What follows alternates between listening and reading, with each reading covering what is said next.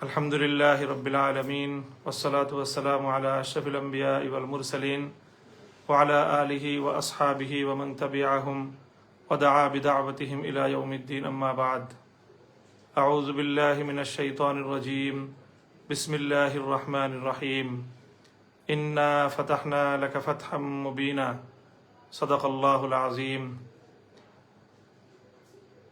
প্রিয় দেশবাসী, বাংলাদেশের সর্বস্তরের সকল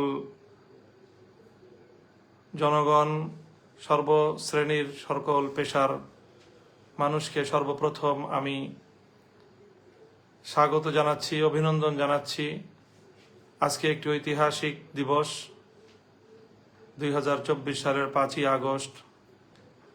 বাংলাদেশের মানুষের জন্য ফ্যাসিবাদ মুক্তি এবং জুলুম ও শোষণের পিঞ্জর থেকে মুক্তির একটি ঐতিহাসিক স্বাধীনতার দিবস আজ। অনাগত কাল পর্যন্ত বাংলাদেশের মানুষ দ্বিতীয় স্বাধীনতা দিবস হিসেবে স্মরণ করবে ঐতিহাসিক 5ই আগস্টকে। অনেক ত্যাগ তিতিক্ষা, অনেক রক্তের নজরানা, অনেক শ্রম, অনেক মায়ের চোখের অশ্রু, অনেক বোনের আহাজারি, গগন বিদারী অনেক কান্নার পর কাঙ্ক্ষিত এই মুক্তির স্বাদ আজ আমাদের দেশবাসী উপভোগ করছে। এই আনন্দঘন মুহূর্তে সর্বপ্রথম আমি শুকরিয়া আদায় করছি আরশের মালিক মহান রব্বুল আলামিন, আল্লাহ পাক রব্বুল আলামিনের, যিনি আমাদের জাতীয় জীবনে এমন একটি আনন্দঘন সময়ের অবতারণা করেছেন, সৃষ্টি করেছেন। লাকাল হামদু ইয়া আল্লাহ ওয়া লাকাশ শুকরু ইয়া আল্লাহ।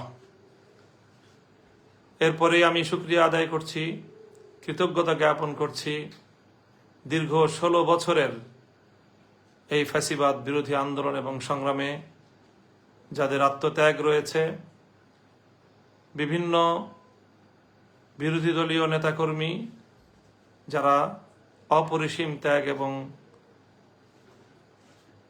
আত্মত্যাগ, বিভিন্ন জুলুম এবং নির্যাতনের শিকার হয়েও তারা যেভাবে ইস্পাত কঠিন দৃঢ়তা নিয়ে এই ফ্যাসিবাদের বিরুদ্ধে তাদের সংগ্রামকে অব্যাহত রেখেছেন, তাদের সকলকে, বিশেষত যারা এই সময়টায় গুম খুন সহ নানা নিপীড়নের শিকার হয়েছেন, সেই সকল মানুষগুলোকে আমরা স্মরণ করছি। গুম খুনের শিকার হওয়া আমাদের সেই সকল ভাই বোনদেরকে আমরা স্মরণ করছি, যাদেরকে বিগত 16 বছরে আমরা হারিয়েছি। বিরোধী দলীয় নেতাকর্মী, বিএনপি, জামায়াতে ইসলামী এবং বিশেষ করে হেফাজতে ইসলাম সহ বাংলাদেশের ভিন্ন মতাবলম্বী মানুষের উপর, জনতার উপর ফ্যাসিবাদের যে ভয়াল আক্রমণ এ দেশবাসী প্রত্যক্ষ করেছে, বাংলাদেশের ইতিহাসে এই 16টি বছর কালো অধ্যায় হিসেবে বিবেচিত হবে। এই সময়টায় যারা এহেন নিপীড়ন এবং জুলুমের শিকার হয়েছেন, অনেক মানুষ পঙ্গুত্ব বরণ করেছেন, অনেক মা তার সন্তানকে হারিয়ে আজও পর্যন্ত পথের পানে চেয়ে থাকেন, গুম হওয়া সন্তান বুঝে আবার ফিরে আসবে। সেই সকল মায়েদেরকে আমরা সালাম জানাই। সেই সকল মায়েদের মুখে আমরা মনে করি আজ কিঞ্চিত পরিমাণ হলেও এ জাতি হাসি ফোটাতে পেরেছে। এ জাতির দামাল কামাল তরুণ সন্তানেরা সেই সন্তানহারা মায়ের বুকে একটু হলেও সান্ত্বনার পরশ বুলিয়ে দিতে পেরেছে। তো আমি এই 16 বছরের নিপীড়নের শিকার সকল ব্যক্তি এবং পরিবার এবং সকল সংগঠনগুলোকে আমি কৃতজ্ঞতা জ্ঞাপন করছি। সেই সঙ্গে বিশেষভাবে স্মরণ করতে চাই 2013 সালের 5ই মে ভয়াল কালো রাতে শাপলা চত্বরে রাসূল আকরাম সাল্লাল্লাহু আলাইহি ওয়াসাল্লামের ইজ্জত এবং সম্মান রক্ষা, ফ্যাসিবাদের মোকাবেলায় যে তৌহিদি জনতা শাপলা চত্বরে জড়ো হয়েছিল নাস্তিক্যবাদের বিরুদ্ধে, সেখানে রাতের অন্ধকারে যে তাদের উপর গণহত্যা পরিচালনা করা হয়েছিল, সেই হত্যাকাণ্ডের শিকার সকল শহীদদেরকেও শ্রদ্ধা ভরে স্মরণ করছি। আল্লাহ তাদের সকলের শাহাদাতকে কবুল করুন। সেই সঙ্গে 2021 সালে বাংলাদেশের স্বাধীনতার সুবর্ণ জয়ন্তী অনুষ্ঠানকে কেন্দ্র করে যে ক্র্যাকডাউন, যে নির্যাতন হেফাজতে ইসলামের আলেম ওলামা এবং দেশবাসীর উপর চালানো হয়েছে, দীর্ঘ 3 বছর পর্যন্ত শত শত সহস্রাধিক হেফাজতের নেতাকর্মীবৃন্দ এই স্বৈরাচারী ফ্যাসিবাদের দ্বারা জুলুম এবং নির্যাতনের শিকার হয়েছে, কারাভোগ করেছে, তাদের সকলের শুকরিয়া আদায় করছি এবং তাদের সকলকে আজ শ্রদ্ধা ভরে স্মরণ করছি।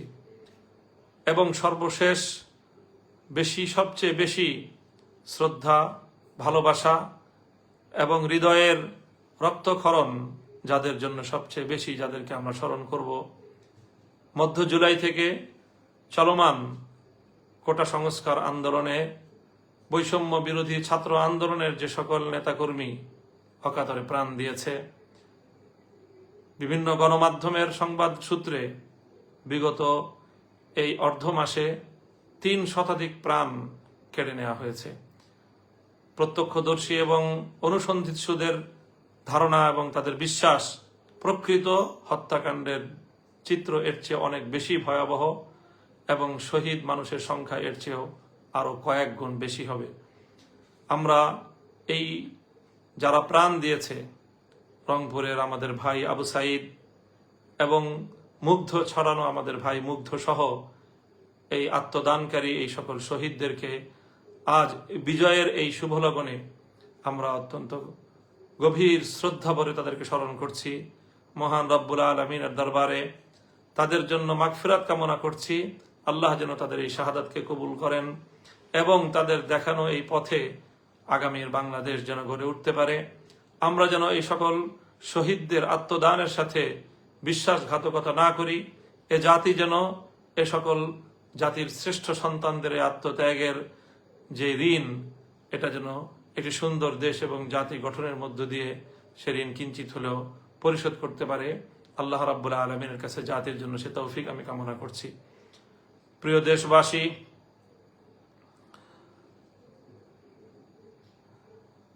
এই আন্দোলনে দেশের সকল ছাত্র জনতা যেভাবে সম্পৃক্ত ছিল, পাবলিক বিশ্ববিদ্যালয়, প্রাইভেট বিশ্ববিদ্যালয়, কলেজ, স্কুল লেভেল সহ এই সকল শিক্ষা প্রতিষ্ঠানের ছাত্রছাত্রীরা যেভাবে তারা জীবনের মায়া ত্যাগ করে সত্যকে প্রতিষ্ঠার জন্য, বৈষম্যকে উৎখাত করে একটি ন্যায় ও সাম্যপূর্ণ জাতি গঠনের লক্ষ্যে তারা যেভাবে মাঠে নেমে এসেছিল, আমার এই স্কুল, কলেজ, বিশ্ববিদ্যালয় পড়ুয়া শিক্ষার্থীদের সাথে কাঁধে কাঁধ মিলিয়ে আমাদের বাংলাদেশের টেকনাফ থেকে তেতুলিয়া পর্যন্ত মাদ্রাসা শিক্ষার্থীরাও তাদের ভাইদের সাথে সংহতি প্রকাশ করে তারা মাঠে ময়দানে ভূমিকা পালন করেছে।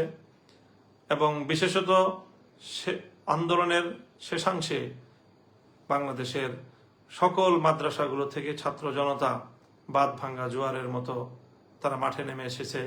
ফ্যাসিবাদের বিরুদ্ধে জাতীয় এই জাগরণে সাধারণ শিক্ষাধারার শিক্ষার্থীদের সাথে আমার মাদ্রাসার শিক্ষার্থীরাও কাঁধে কাঁধ মিলিয়ে মাঠে ভূমিকা পালন করেছে, যেটি বাংলাদেশে এক অনন্য, অনিন্দ, সুন্দর দৃষ্টান্ত স্থাপন করেছে।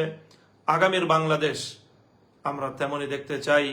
সকল ভেদাভেদ ভুলে গিয়ে শিক্ষা এবং ধর্মীয় অঙ্গনের এই যে সীমারেখা, এই যে একটি দেয়াল, এই দেয়ালকে অতিক্রম করে গোটা জাতির জন্য সম্মিলিতভাবে একটি আগামী প্রজন্ম আমরা গড়ে তুলব, যারা এই দেশটাকে আমাদের পূর্বসূরীদের স্বপ্নের বাংলাদেশ হিসেবে গড়ে তুলবে। সেই প্রত্যাশা আজকের এই শুভ লগনে আমি ব্যক্ত করছি এবং আগামীর সেই বাংলাদেশ গড়ার জন্য সকল শিক্ষার্থীদের প্রতি আমি উদাত্ত আহ্বান জানাচ্ছি।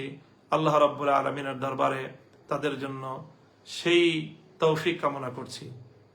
প্রিয় দেশবাসী, আজ দীর্ঘ একটি আন্দোলন এবং সংগ্রামের পরে বৈষম্য বিরোধী ছাত্র আন্দোলনের সমন্বয়কদের তাদেরও প্রশংসা করতে হয়। তাদের প্রতি অকুণ্ঠ চিত্তে কৃতজ্ঞতা প্রকাশ করছি। তারা অত্যন্ত দক্ষতার সাথে, সাহসিকতার সাথে, আস্থা এবং সমন্বয়ের সাথে যেভাবে গোটা জাতিকে তারা নেতৃত্ব দিয়েছে। সত্যিকার অর্থেই বলতে হয় যে সাবাস বাংলাদেশ, এ পৃথিবী অবাক তাকিয়ে রয়। আমাদের তরুণ যুব প্রজন্ম, ছাত্র নেতৃত্ব আগামী দিনের তারা জাতীয় নেতৃবৃন্দকে একটি উত্তম দৃষ্টান্ত উপস্থাপন করে দেখিয়েছে কিভাবে একটি জাতিকে পরিচালনা করতে হয়, কিভাবে একটি বিপ্লবকে পর্যায়ক্রমে সাফল্যের দুয়ারে উপনীত করতে হয়, চূড়ান্ত সফলতা কিভাবে ঘরে তুলতে হয়, এবং সেজন্য যে ত্যাগ এবং কোরবানি স্বীকার করতে হয়, সেজন্যে জালিমের রক্তে চক্ষুকে কিভাবে উপেক্ষা করতে হয়, সেভাবে কিভাবে রিমান্ডে নির্যাতনের মুখেও অকুত ভয় এবং স্থির থাকতে হয়, অটল এবং অবিচল থাকতে হয়। বৈষম্য বিরোধী ছাত্র আন্দোলনের সমন্বয়ক বৃন্দ জাতির সামনে তার একটি উজ্জ্বল দৃষ্টান্ত স্থাপন করেছে। আগামী দিনে তাদের এই দৃষ্টান্ত যে কোনো নেতৃত্বের জন্য একটি মাইল ফলক, অনুসরণীয় দৃষ্টান্ত হিসেবে কাজ করবে। সেজন্য আমি বৈষম্য বিরোধী ছাত্র আন্দোলনের সকল সমন্বয়ক বৃন্দদেরকেও আমি আমার ব্যক্তিগত এবং আমার অঙ্গনের পক্ষ থেকে, আমাদের হেফাজতে ইসলামের পক্ষ থেকে তাদের শুকরিয়া জ্ঞাপন করছি। হেফাজতে ইসলামের আমির, অশীতিপর আলেমে দিন, বাংলাদেশের অবিসংবাদিত রাহবার আল্লামা মুহিবুল্লাহ বাবু নগরী যেভাবে তিনি আমাদেরকে এবং জাতিকে, আমাদের এই কোমল প্রাণ, কোমলমতি এ সকল শিক্ষার্থীদের এই ন্যায্য আন্দোলনের পথে সহযোগিতা করবার জন্য উৎসাহিত করেছেন, নির্দেশনা দিয়েছেন এবং আমাদেরকে মাঠে ময়দানে ভূমিকা পালন করার জন্য তিনি আমাদেরকে নির্দেশ প্রদান করেছেন। সেজন্য আমির হেফাজত সহ হেফাজত নেতৃবৃন্দকেও আমরা শুকরিয়া জ্ঞাপন করছি। অন্যান্য ইসলামী অঙ্গনের অনেকে, ইসলামী আন্দোলন বাংলাদেশের নেতৃবৃন্দ এক্ষেত্রে অগ্রণী ভূমিকা পালন করেছেন। আমরা তাদেরও জাতির পক্ষ থেকে শুকরিয়া আদায় করছি। অনেক ত্যাগ এবং কোরবানির পর সর্বশেষ আজ 5ই আগস্ট জাতির সেই বহু কাঙ্ক্ষিত বিজয়ের দিনটি এলো। অত্যন্ত দুঃখ এবং ভারাক্রান্ত হৃদয় নিয়ে বলতে হয়, এই দিবসের চূড়ান্ত বিজয় আসার ঠিক পূর্ব মুহূর্তেও গতকালকে যে অনাকাঙ্ক্ষিত আরো প্রায় শতাধিক প্রাণহানির যে ঘটনা ঘটল, এ ঘটনা আসলেই না ঘটালেও চলতো। যারা ক্ষমতার মসনদকে আঁকড়ে ধরে রাখার যে এক জেদ, যে জেদ মানুষকে কোন পর্যন্ত তার অধোগতি হতে পারে, কোথায় পর্যন্ত তাকে নিচে নিয়ে নামাতে পারে, আমাদের এই সদ্য বিদায়ী ফ্যাসিবাদী স্বৈর শাসকের পতন থেকে আমরা মনে করব যে আগামী দিনের শাসকবর্গ শিক্ষা গ্রহণ করবে। তাদের জন্য এর চেয়ে অনেক উত্তম পথ খোলা ছিল। জাতির কাছে তারা যদি আত্মসমর্পণ করত, সময় থাকতে তারা যদি জাতির প্রাণহানির আত্মঘাতী পথে পা না বাড়িয়ে যদি জাতির সাথে, জাতির আগামী দিনের তরুণ সন্তানদের সাথে যদি তারা সমন্বয় এবং তাদের কাছে যদি তারা আত্মসমর্পণ করার একটু মানসিকতা লালন করত, তাহলে আজ তাদের এই করুণ পরিণাম বরণ করতে হতো না। আমি আগামী দিনের রাষ্ট্রনায়ক নেতৃবর্গকে এই পতনের করুণ ইতিহাস থেকে শিক্ষা গ্রহণ করার জন্য সকলের প্রতি উদাত্ত আহ্বান রাখছি। প্রিয় দেশবাসী, আজ যখন স্বৈরশাসীর পতনের বিদায় ঘণ্টা বেজে গেল, এদেশের মানুষ স্বতঃস্ফূর্তভাবে কিভাবে তাদের যে ক্ষোভের বহিঃপ্রকাশ ঘটিয়েছে, গণভবন থেকে প্রধানমন্ত্রীর কার্যালয়ের প্রতিটি ইঞ্চিতে এদেশের মানুষ দীর্ঘ 16 বছর পর যেন তাদের মালিকানার অধিকার ফিরে পেয়েছে, বাঁধ ভাঙ্গা উচ্ছ্বাস এবং বিজয় উল্লাসে আজকের রাজধানী ঢাকা সহ গোটা বাংলাদেশের এই চিত্র বাংলাদেশের মানুষের জন্য আল্লাহ রাব্বুল আলামিনের পক্ষ থেকে এক মহান নিয়ামত এবং আল্লাহর পক্ষ থেকে অনেক বড় একটি কৃপা এবং রহমত হিসেবে আমরা বিবেচনা করছি। আল্লাহ রাব্বুল আলামিনের কাছে গোটা দেশবাসীকে আমি এই মহান বিজয় উপহার দেওয়ার জন্য শুকরিয়া আদায় করতে গোটা দেশবাসীর প্রতি আমি আহ্বান জানাচ্ছি। সকল দেশবাসীকে বলবো, আজ রাতে আপনারা সম্ভব হলে সকলে 2 রাকাত সালাতুশ শুকর আদায় করবেন, আল্লাহ রাব্বুল আলামিনের দরবারে সিজদায় পড়ে শুকরিয়া আদায় করবেন এবং আগামীর বাংলাদেশ যেন সুন্দর সমৃদ্ধিময় একটি বাংলাদেশ হিসেবে গড়ে উঠতে পারে, সেজন্য আল্লাহ রাব্বুল আলামিনের কাছ থেকে আমরা সাহায্য এবং তৌফিক কামনা করব। সেই আহ্বানও আমি জাতির কাছে রাখছি। আজ যখন স্বৈরশাহীর, আজকে যখন ফ্যাসিবাদী সরকারের পতন চূড়ান্ত হলো, তখন মাননীয় সেনাপ্রধান বাংলাদেশের বিভিন্ন রাজনৈতিক দলের নেতৃবৃন্দ এবং বিভিন্ন পেশাজীবী সহ নেতৃবৃন্দকে তিনি আহ্বান করেছিলেন পরিস্থিতি আগামীতে করণীয় বিষয়ে পরামর্শ করার জন্য। সেখানে অন্যান্যদের সঙ্গে আমিও আহত ছিলাম এবং সেনাপ্রধানকে আমরা পরামর্শ দিয়েছি। সেনাপ্রধান আমাদের পরামর্শ গ্রহণ করেছেন এবং তিনি জাতির উদ্দেশ্যে বক্তব্যের মাধ্যমে প্রধানমন্ত্রীর পদত্যাগের বিষয়টি নিশ্চিত করেছেন। সেই সঙ্গে আগামী দিনের কার্যক্রম পরিচালনার ক্ষেত্রেও তিনি আমাদের কাছে সহযোগিতা কামনা করেছেন। এরপরে আমরা সেনাপ্রধান সহ বঙ্গভবনে মহামান্য রাষ্ট্রপতির সঙ্গে সাক্ষাৎ করেছি এবং রাষ্ট্রপতির সঙ্গে বিভিন্ন পেশাজীবী এবং রাজনৈতিক নেতৃবৃন্দ সহ বিরোধী দলীয় সকল রাজনৈতিক নেতৃবৃন্দ সেখানে উপস্থিত ছিলেন, প্রতিনিধিবৃন্দ। মহামান্য রাষ্ট্রপতির সভাপতিত্বে বা তার নেতৃত্বে সেখানে বৈঠক অনুষ্ঠিত হয়েছে এবং আগামী দিনের জরুরি কিছু করণীয় বিষয়ে আমরা একমত হয়েছি। জাতির উদ্দেশ্যে সেই বিষয়গুলো ইতিমধ্যে আমরা বর্ণনা করেছি, আবারও বলছি যে সেখানে রাষ্ট্রপতি সহ 3 বাহিনীর প্রধান, সেনাবাহিনী, নৌবাহিনী এবং বিমান বাহিনীর প্রধান সহ সামরিক ঊর্ধ্বতন কর্মকর্তাগণ, বিএনপি, জামায়াতে ইসলামী, জাতীয় পার্টি সহ অন্যান্য দলের নেতৃবৃন্দ এবং সিভিল সোসাইটির নেতৃবর্গ সহ অনেকেই সেখানে উপস্থিত ছিলেন এবং বৈঠকের শেষাংশে বৈষম্য বিরোধী ছাত্র আন্দোলনের সমন্বয়ক বৃন্দ কয়েকজন সেখানে অংশগ্রহণ করেছেন। পরবর্তী তাদের সঙ্গে আরো বিশদ বৈঠক হওয়ার সিদ্ধান্ত ছিল। সেখানে আজ যে বিষয়গুলো আমরা ঐক্যমতে পৌঁছেছি সে বিষয়গুলো জাতির জন্য জানা প্রয়োজন। আমরা সেখানে প্রথমেই এই বৈষম্য বিরোধী আন্দোলনে যে সকল মানুষের প্রাণ গিয়েছে, ছাত্র, শ্রমিক, কৃষক, নারী, পুরুষ, শিশু, যাদেরই প্রাণ গিয়েছে প্রায় 3 শতাধিক মানুষের, গণমাধ্যমের সূত্র অনুযায়ী এবং প্রত্যক্ষদর্শীদের ধারণা মতে আরো অনেক বেশি। সেই সকল আত্মদানকারী সকল শহীদানের জন্য শোক প্রস্তাব গ্রহণ করা হয়েছে এবং তাদের রুহের মাগফিরাত কামনা করে দোয়া মোনাজাত পরিচালনা করা হয়েছে। সেখানে ঐক্যমত পোষণ করা হয়েছে।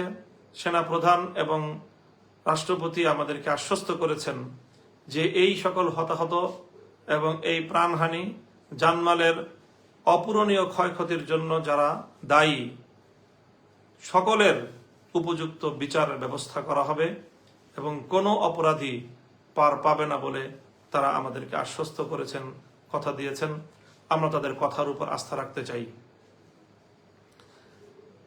তারপরে সেখানে আরেকটি সিদ্ধান্ত আমরা একমত হয়েছি আমরা যে দ্রুত সময়ের মধ্যে অন্তর্বর্তীকালীন একটি সরকার গঠন করা হবে। আমরা আশা করব যে সেটিও ইনশাআল্লাহ দ্রুত সময়ের মধ্যেই জাতির সামনে অন্তর্বর্তীকালীন সরকারের রূপরেখা সহ সকল বক্তব্য জাতির সামনে খোলাসা হয়ে যাবে।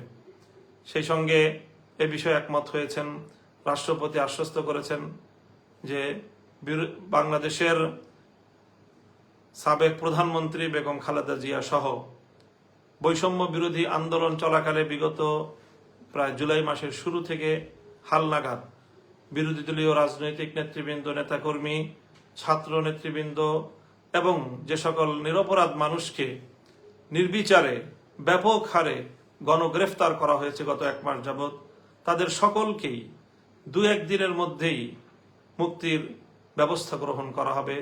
সেনাপ্রধান নিজে এই ব্যাপারে আশ্বস্ত করেছেন, রাষ্ট্রপতি নিজে দায়িত্ব গ্রহণ করেছেন। সেই সঙ্গে সবচেয়ে গুরুত্বের সঙ্গে যে বিষয়টিতে আমরা একমত হয়েছি সেটি হলো এই বিজয়কে যেন কেউ কলুষিত করতে না পারে, অভূতপূর্ব জনতার এই বিজয়কে যেন কেউ কলঙ্কিত করতে না পারে, অনাহত অনাকাঙ্ক্ষিত আর কোনো ঘটনা যেন আমাদের জাতীয় জীবনকে আমাদের আঘাত দিতে না পারে, সে বিষয়ে আমরা সকলেই সজাগ থাকব। প্রিয় দেশবাসী, অনেক প্রাণহানি হয়েছে, দেশের জাতীয় অনেক স্থাপনা ধ্বংস হয়েছে, অনেক অপূরণীয় ক্ষয়ক্ষতি ইতিমধ্যে হয়ে গিয়েছে। আর কোনো ক্ষয়ক্ষতির ভার বহন করার সক্ষমতা আমাদের এই বাংলাদেশের নেই। সুতরাং দেশবাসীর প্রতি উদাত্ত আহ্বান জানাবো আমি যে আমাদের সকলেরই এখন দায়িত্বশীল ভূমিকা পালন করতে হবে। কোনো প্রতিহিংসা চরিতার্থ করার জন্য কারো উপর আঘাত করা যাবে না, কারো জানমালের ক্ষয়ক্ষতি করা যাবে না। এ বিষয়ে আমাদের সকলকে সোচ্চার থাকতে হবে। বিশেষত আমি দেশের আলেম সমাজ, ইমাম সমাজকে আমি বিশেষভাবে আহ্বান জানাবো যে আপনারা এ ব্যাপারে সোচ্চার থাকবেন এবং আপনারা সক্রিয় ভূমিকা পালন করবেন। এই সময় এই অস্থিতিশীলতার সুযোগ নিয়ে একটি মহল দেশের মধ্যে নতুন করে অস্থিতিশীলতা সৃষ্টি করতে পারে, বাংলাদেশের ভাবমূর্তি ক্ষুণ্ণ করতে পারে, দেশের ইসলাম প্রিয় জনতাকে কলুষিত করার অপপ্রয়াস চালাতে পারে। নানা ধরনের সাপোর্টাজ এবং অন্তর্ঘাতমূলক বিভিন্ন কর্মকাণ্ডের মাধ্যমে দেশের ইসলামিক অঙ্গনকে তারা ঘায়েল করার অপচেষ্টা চালাতে পারে। এজন্য বিশেষ করে অন্যান্য ধর্মাবলম্বী সংখ্যালঘু যারা রয়েছেন তাদের ধর্মীয় উপাসনালয়গুলো এবং তাদের ব্যবসা প্রতিষ্ঠান, তাদের বাড়িঘর, তাদের সহায় সম্পদ, তাদের জানমালের প্রতি আমাদের সকলকে অত্যন্ত সতর্কতার সাথে দায়িত্বশীল ভূমিকা পালন করতে হবে, যেন কোনো একজন সংখ্যালঘুর উপর কোনো ধরনের আক্রমণ, তার জানমালের ন্যূনতম কোনো ক্ষয়ক্ষতি যেন কোনো দুষ্কৃতিকারী করতে না পারে। এই ব্যাপারে আমাদের সকলকে সোচ্চার এবং সজাগ থাকতে হবে। বিশেষত আজ রাত যেহেতু একটি সরকার পতন ঘটেছে, এই সময়টায় স্বাভাবিকভাবেই প্রশাসন এবং আইন শৃঙ্খলা রক্ষাকারী বাহিনীর মধ্যে একটি অস্থিরতা এবং একটি দুর্বলতা কাজ করবে। এই সুযোগে আজ রাতেই অনেক অঘটন ঘটে যেতে পারে। এই জন্য আমার বক্তব্য যারা শুনছেন তাদের সকলের প্রতি আমার উদাত্ত আহ্বান যে আজ রাত অন্তত আপনারা পাড়ায় পাড়ায়, মহল্লায় মহল্লায় এলাকাবাসীকে নিয়ে, মসজিদের মুসল্লিদেরকে নিয়ে আপনারা রাত্রি জাগরণ করুন। অবশিষ্ট রাতের শেষ প্রহর, রাতের আধারে কোনো অঘটন যেন কেউ ঘটাতে না পারে, সেজন্য আপনারা দায়িত্বশীল ভূমিকা, প্রহরার ভূমিকা আপনারা পালন করবেন। হিন্দুদের মন্দিরগুলো, প্যাগোডাগুলো এবং বৌদ্ধদের উপাসনালয়, অন্যান্য খ্রিস্টানদের উপাসনালয়, গির্জাগুলো, সেগুলো সহ তাদের সকল স্থাপনা, তাদের ব্যবসা প্রতিষ্ঠান, তাদের বাড়িঘর, এগুলোর প্রতি আমরা বিশেষভাবে পাহারাদারি করব, যাতে কোনো দুষ্কৃতিকারী এই সকল ক্ষেত্রে কোনো আঘাত করে, আক্রমণ করে দেশের মধ্যে যেন কোনো অস্থিতিশীলতা সৃষ্টি করতে না পারে, বিশ্ব দরবারে বাংলাদেশের ভাবমূর্তি যেন কোনোভাবেই ক্ষুণ্ণ করতে না পারে। সেই সঙ্গে আরেকটি বিষয় আমি বিশেষভাবে আন্দোলন সংগ্রামে সক্রিয় সকল ছাত্র জনতা এবং ধর্মপ্রাণ তৌহিদি জনতা, বিরোধী দলের সকল নেতাকর্মী, সকলের প্রতি আরেকটি বিষয়ও আমি উদাত্ত আহ্বান জানাই। আল্লাহ রাব্বুল আলামিন আমাদেরকে যে ঐতিহাসিক বিজয় দান করেছেন, ক্ষুদ্র ব্যক্তিগত প্রতিহিংসা চরিতার্থ করার জন্য আমরা এই মহান বিজয়কে কোনোভাবেই কলুষিত করার অপপ্রয়াস চালাবো না। এই বিজয়কে দেশের জন্য, জাতির জন্য একটি উত্তম এবং উন্নত ভবিষ্যৎ বিনির্মাণে আমরা উৎসর্গ করতে চাই। সেই হিসেবে কেউ ব্যক্তিগত রাজনৈতিক প্রতিহিংসা, রাজনৈতিক প্রতিপক্ষকে ঘায়েল করার মোক্ষম সুযোগ হিসেবে এটিকে কেউ ব্যবহার করার চেষ্টা করবেন না। সেই সঙ্গে আমরা আরেকটা কথাও বিশেষভাবে বলবো যে চলমান এই আন্দোলনে সরকারের নির্দেশ পালন করতে গিয়ে বা সরকারের বৈধ বা অবৈধ আনুগত্য করতে গিয়েও আইন শৃঙ্খলা রক্ষাকারী বাহিনী, বিশেষত পুলিশ বাহিনী অনেক ক্ষেত্রেই তারা জনতার উপর চড়াও হয়েছে। রাষ্ট্রীয় পেটোয়া বাহিনী হিসেবে মানুষের জানমালের অনেক ক্ষয়ক্ষতি করেছে এবং অনেক ক্ষেত্রে তারা সীমা লঙ্ঘন করেছে, এতে সন্দেহের কোনো অবকাশ নেই। কিন্তু মনে রাখতে হবে যে পুলিশ বাহিনী একটি বাংলাদেশের আইন শৃঙ্খলা রক্ষাকারী বাহিনী। তারা তৃণমূল পর্যায়ে দেশে আইন শৃঙ্খলা রক্ষা করে থাকে। এখানে যেরকম অপরাধী রয়েছে, ফ্যাসিবাদের পাঁচাটা গোলাম যেরকম রয়েছে, এখানে অনেক ভালো দেশপ্রেমিক, মানুষের জন্য কল্যাণকামী অনেক পুলিশ ভাইরাও সেখানে রয়েছেন। কাজেই তাদের কাউকে একজনকে আরেকজন থেকে আমরা আলাদা করে পুলিশের ইউনিফর্ম দেখে আলাদা করে পরিচয় করার, পরিচিত করার, চেনার কোনো উপায় নেই। কাজে এই সময়ে সেই আমাদের ক্ষোভগুলোর কারণে নির্বিচারে কোনো পুলিশের উপর, থানার উপর হামলা করার যে সকল দুঃখজনক ঘটনাগুলো ঘটছে, এ বিষয়েও আমি দেশবাসীর প্রতি সংযমী ভূমিকা পালন করার উদাত্ত আহ্বান জানাচ্ছি যে আপনারা এই ধরনের আর কোনো থানায় আক্রমণ ঘটানোর মতো দুঃখজনক বেআইনি কার্যক্রম আপনারা কেউ করবেন না। আইন নিজের হাতে তুলে নেবেন না। দেশ সেক্ষেত্রে বড় ধরনের হুমকির সম্মুখীন হয়ে পড়বে।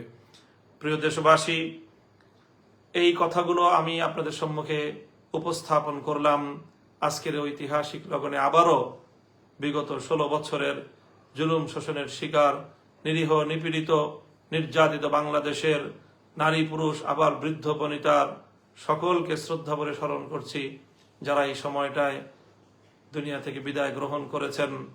বিশেষ করে আমাদের হেফাজতে ইসলামের মরহুম আমির আল্লামা আহমদ শফি, আল্লামা জুনায়েদ বাবু নগরী, আল্লামা নূর হোসেন কাসেমি মহাসচিব, আল্লামা নুরুল ইসলাম মহাসচিব, যারা হেফাজতে ইসলামকে আজকের এই পর্যায়ে উপনীত করে আমাদের মাঝ থেকে বিদায় নিয়েছেন, তাদের রুহের মাগফিরাত কামনা করছি। আল্লাহ তাদেরকে জান্নাতের উঁচু মাকাম দান করুন।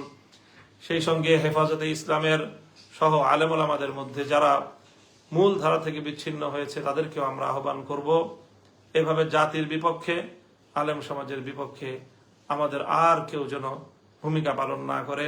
আজকের এই ঐতিহাসিক, এই অভূতপূর্ব বিজয়ের দিনে আমরা গোটা জাতির প্রতি অকুণ্ঠ চিত্তে তাদের প্রতি শ্রদ্ধা এবং শুকরিয়া জ্ঞাপন করছি।